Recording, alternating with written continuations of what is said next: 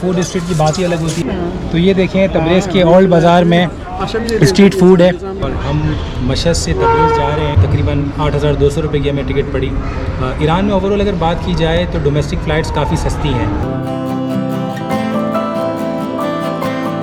Iran में एक बात का हमेशा ख्याल रखें कि हर एयरपोर्ट के ऊपर जो है ऑफिशियल गवर्नमेंट की तरफ से टैक्सी स्टैंड मौजूद हैं। तो जो भी किलोमीटर के हिसाब से गवर्नमेंट की फ़िक्स प्राइसेस हैं वो आपको मिलेंगे। हमें ये होटल स्टैंडर्ड के मुताबिक कॉस्ट इफेक्टिव पड़ा है। तकरीबन पर हेड हमें 2,000 रुपये पर नाइट। कि तबरेज़ ही वो सिटी है जहाँ हलाकू ख़ान जो है वो हलाक हुआ और उसका भी बड़ा दिलचस्प वाक़या है कि नॉर्मली हम लोग पीनट बटर मार्केट से बना बनाया लेते हैं। यहाँ पर ताज़ी पीनट्स हैं, मशीन लगी हुई है, यहीं पर लाइव ये लोग